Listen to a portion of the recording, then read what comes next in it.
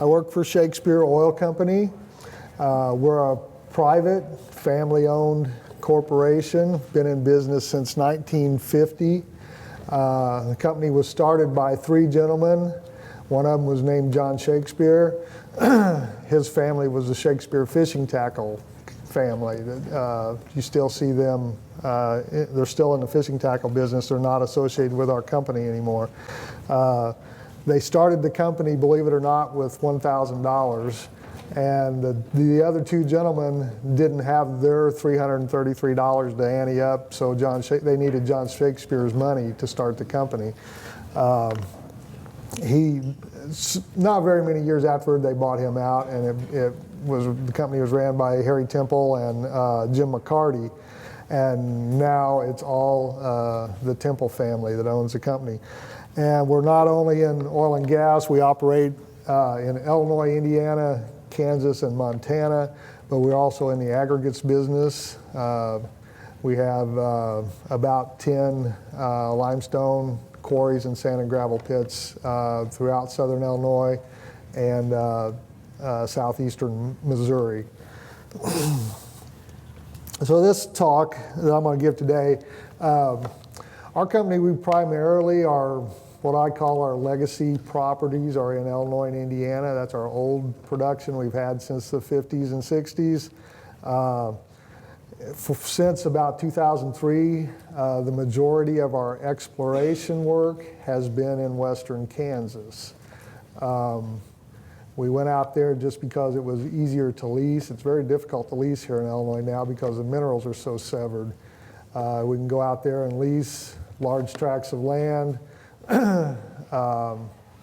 It's a very oil-friendly state to operate in, and we've had some tremendous success. So this talk is about basically how we got started in Kansas, our very first prospect, and how it's evolved over the last 15, 16 years. Let's see. It's the evolution of a prospect from just a rank wildcat prospect idea to over 8 million barrels have been produced since we drilled the first well in 2003.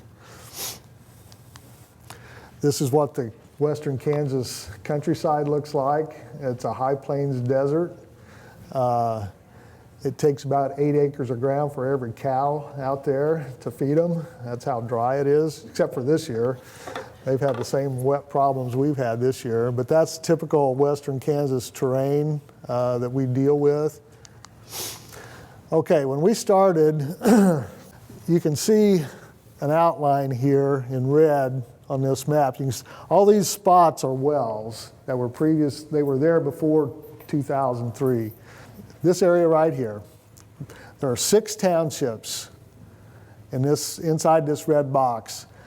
And each one of those townships might have had anywhere from 6 to, I think the most was 9 dry holes. There was no oil being produced in those 6 townships in 2003.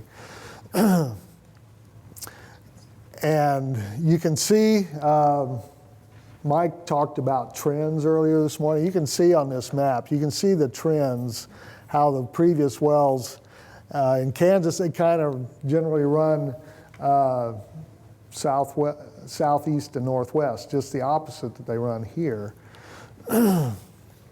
So you have this huge 6 township area. A township, for those of you who don't know, is 36 square miles. So there's 6 sections, 36 sections in each township. So we started in an area with no oil production. It was a rank wildcat. So here I've got on here, there were 46 dry holes and one producer, I think, right here in this the edge of this field. And there was the only seismic activity that had ever done was what they call single point, where they just, one point at a time, they would go down a roadside and shoot a dynamite shot point and collect seismic data at that specific point. It just goes down and back up, and they just get a single point seismic data.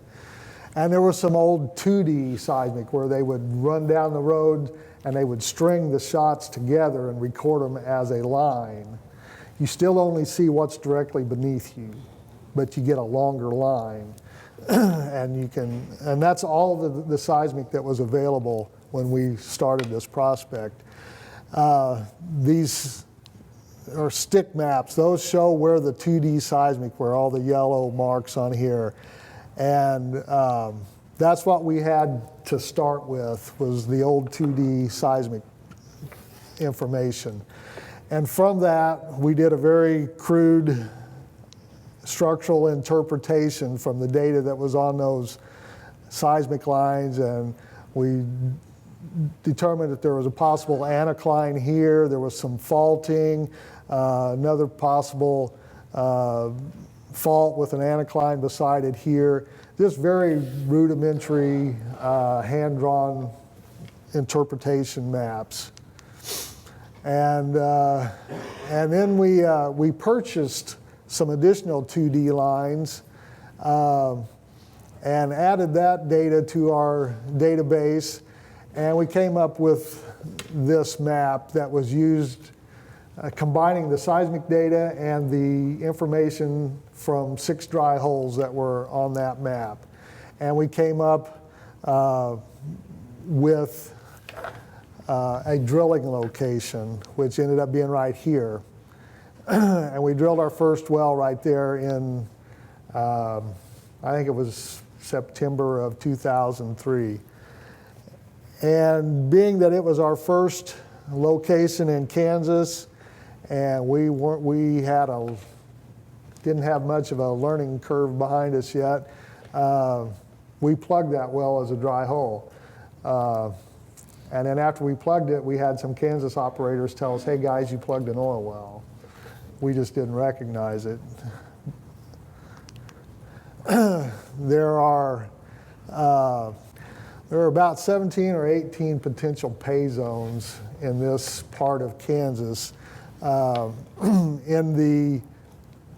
of them are in the Pennsylvanian age rocks, and we drill down to the Mississippian age rocks. We don't produce any Mississippian age formations. That's just, we stop there. But all of our production comes out of these 12 Lansing, Kansas City zones. They are called the Lansing A through L. There are 4 Marmaton group formations that have the potential to produce. There's the Cherokee and the Marl. This is as you go down. The Marl sand is the basal Pennsylvania sand, and then we stop in the Mississippian limestone. That Mississippian limestone correlates to what we call the St. John limestone here in the Illinois Basin. So that's our potential pays.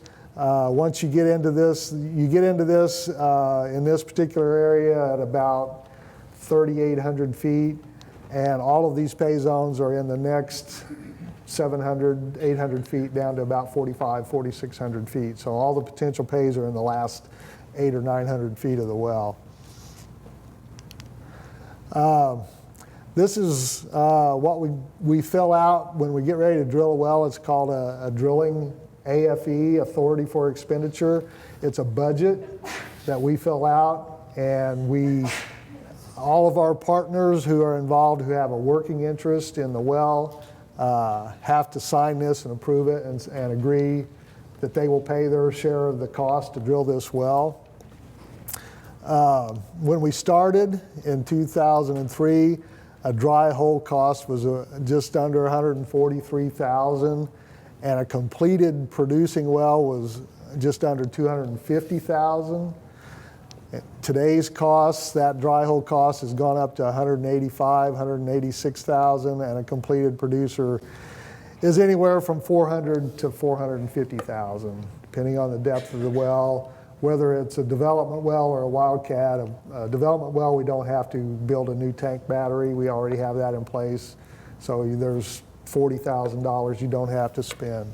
So that gives you an idea of what it costs to go out and drill a wildcat or a development well to a depth of about 4,700 feet in western Kansas. This is our first well. We thought it was a dry hole because if it was in Illinois, it probably would have been. This little bitty 2 or 3 foot porosity streak right here was the pay zone. And it's in what the zone that I showed you a while ago is called the Johnson. And we did not think that was thick enough to mess with because here it wouldn't have been. So we plugged that well. And later we went back and opened it back up and perforated it and made a producer out of it. But it got us in the game in Kansas. So after we drilled that first well, we decided we needed to do something different, that the old 2D seismic technology wasn't going to be enough. So we laid out a 3D seismic chute. It was about 3.5 square miles, very small chute. There's what the equipment looks like. Those are, we call them thumpers. They put these big pads down on the ground and vibrate the ground. And if you're standing there, you can just feel them shake the ground. That sends energy into the earth. It reflects off of the different layers as it goes down, and it reflects back up and is picked up by receivers that are planted in the ground to pick up that information. This is the pattern. Usually shoot 3D in some form of a brick pattern, and the shot lines will be in one direction and the receivers will be in another direction. So it gives you a 3D pattern, a 3D picture of what the subsurface looks like. And you design it, you design the size of these grids by what depth you want to focus on, where you want to see the best data. You design the size of your 3D grid according to your target depths. It cost $92,520 to shoot that 3.3 square miles of 3D seismic. That was probably in 2004. And this is what an arbitrary line off of that 3D chute looks like. You can see there's some faulting where the lines, come across here, and then it drops, and then it goes back up, and then it goes up again, then it drops. So there's interpreted faulting, some structures here. These were potential, that was our first well, our dry hole that we drilled on that one, and just, had a well and didn't recognize it. So there are other potential drill sites that we identified off of that seismic. Now, this is a time structure on the top of the Mississippian limestone. It tells you how much time it takes for that signal to go down and come back. And it gives you a representation of that structure in the subsurface. And the yellows are, and the bright colors are highs, and the greens and blues are lows, structurally lower areas. So it draws your attention to the brighter colors, and that's where you look at potential drill sites. This map was a 2003 vintage seismic interpretation map. It doesn't have a lot of detail. This is a modern day seismic structure map. The computing ability has increased that much since 2003 that you get a lot higher detailed subsurface map. And what we do, I don't know if I assume this is a structure map. See these here? Those are buried channels. That'd be like an oxbow type of feature in a river that you see on the surface today. Those buried channels just stick out like a sore thumb. and then the brighter areas are the structurally high areas, and the blues are the deeper areas. So we use 3D seismic exclusively to pick our drilling locations, because you can literally drill one well and hit a well and drill an offset to it and get a dry hole, because you can't see what's down there without this 3D seismic. Again, this is a thinning map. We use two types of maps to pick our locations. We use a structure map, and then we'll pick horizon up above that and the structure, and we look for thinning. That tells us that that is a true structure at depth, if you have thinning between it and a horizon above it. So we look for structure and we look for thinning. This is a thinning map from the modern interpretive computer software that we have today. And you can see these channels. They show up a lot brighter on the new interpretations. So out of our first 3D seismic shoot, we drilled 8 wells. We found 4 producers and 4 dry holes, so we had a 50% success rate. That's pretty good. I told you earlier today that a 25% success rate in drilling wildcats is very good. We had a 50% success rate on our first go-around with 3D seismic. So since the first well, this was our first well, which was a dry hole. We drilled this well second. That was a very good producer. It made over 150 barrels a day for about 5 months before it started declining. Then we offset it, and I don't remember where the third one was, and we were getting kind of discouraged. Then we went up here and drilled this well and made a good well, and that kind of kicked things off again, and we've been going ever since. But this well has made 32,000 barrels.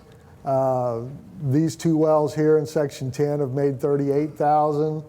These 2 wells in section 15 have made 48,000. And there's a well here too that didn't get colored in. There's 2 wells here in section 11 that have made 66,000. So we've made almost 185,000 barrels out of this first initial 3D seismic shoot. The royalty owners at an average oil price over the years and an average 1/8 royalty. The royalty owners, the farmers, landowners have made $1.38 million, and the working interest made $9 million. It cost us $92,000 to shoot the seismic. We've made $9 million worth of oil off of it. Now, we've spent a lot of money. Each one of those wells costs $500,000, so that's not all profit. You have the cost of the leases, and you have the cost of drilling the wells and equipping the wells, so forth. But just in terms of raw dollars, revenue, that's how much that 185,000 barrels in this small area generates that type of revenue. So since 2003 in our first well, Shakespeare has gone through, this is how many wells we've added each year and how many we've drilled. We had 1 producer and 2 dry holes in 2004, 2 and 2 and 5, and you can go down the list, and this is how many barrels we produced each year. Now, I added this to it this year. This is the price of oil for that year. Now, one thing you can see is the price of oil was gradually going up, and as the price of oil went up, the number of wells that we drilled each year got bigger because we had the cash flow revenue to drill those wells, but our production jumped tremendously too. We got to where we were making nearly 400,000 barrels in 1 year. And we did that in 2014 and 2015 were our peak years. And we drilled 23 wells, 23 producers and 12 dry holes in 2014, but we made nearly 400,000 barrels at an average price of nearly $90 a barrel. So you can see how the oil price determines a lot of what we do as far as activity. As the oil price dropped in 2016 2016, the number of wells we drilled dropped. And we drilled 0 producers and 4 dry holes in 2016. We had a bad year. But as the oil prices come back up, we've started drilling more. And so far this year, we've drilled 9 wells. We're drilling 2 right now as we speak. And luckily, one of them we know already is going to be a producer. So this is a larger area. This is the western Kansas producing area. You've got Gove County, Logan County, Wichita, Scott, and Lane County. There's a lot of production in this area. But you can see that you get outside this, there wasn't a lot going on. This is where we've been exploring. And all these boxes are 3D seismic surveys that have been shot since we drilled that first well in 2003. There's about 380 square miles of 3D seismic that has been shot, not only by us, but by 4 or 5 other companies out of Wichita. The neat thing in Kansas that has happened that we don't see here is that the oil companies will join together and do these seismic shoots. We all have acreage leased. We throw it together and we jointly do these shoots and we share the information. That doesn't happen here. We all have our own acreage. We drill our own wells. We don't share in the wells. We don't share in the oil, but we share the data. And it makes exploring out here so much easier because you see the big picture. You're not just looking at, 1,000 acres, you're looking at 10,000 acres at a time. You get a bigger geological picture of what's going on. And those companies who are involved in the shoot will drill wells, we'll share our well data, we'll share our logs along with the seismic. And so those 4 or 5 companies have an advantage for 2 years as long as the data can be held confidential. We have an advantage in that area for 2 years because we're the only ones that have the data. So we share the cost and we share the success. So now in those same 6 townships where there were 46 dry holes, we've drilled 368 oil wells, 231 dry holes, and 32 saltwater disposal wells. That's since we drilled the first well right here. These are new fields that have been discovered in that dry 6 township area. 50 in Logan County that have produced over 5 million barrels of oil, 22 in Gove County that have produced 2.25 million barrels. So, and this data is probably a year old. I did not go back and update it this year. So this is a year old. So nearly 8 million barrels have been produced out of those 6 dry townships before we made our discovery. This gives you an idea of what it's worth for every well that's drilled. It employs about 30 people. We leased 138,000 acres at $15 an acre. The farmers have gotten $2 million of lease bonus money. We've spent $28 million drilling dry holes and $88 million completing wells. Those 7.8 million barrels at a 1/8 royalty at an average price over the years is $69.5 million in royalties that have been paid to the mineral owners and the farmers. And the oil revenues to the oil companies is about $486 million. So it's been a very good project for our company. This is a little project that we did just to show you how fast things can change. This is a hand-drawn subsurface map on the Marmaton formation. And we had acreage here, and another company had acreage in Section 2. And so we joined together, and we did a little shoot and identified a structure with the seismic. You can see how small it is here, and it fell right on the section line between Section 2 and Section 3. So we went to the other company and proposed drilling a joint well, We would join with them or they with us, and we'd drill one well. Well, they didn't want to do that. They wanted to drill their own well. So they drilled over here, as close, you can't drill any closer than 330 feet to a lease line or a section line. So they drilled 330 feet away on their side of the structure, and they got a dry hole. So we then went 330 feet away on our side of the structure and drilled where we wanted to in the first place and made a well. Without 3D seismic, you could have never done anything that detailed. You can't see it in subsurface geology. You can't draw it in. You can't dream it in.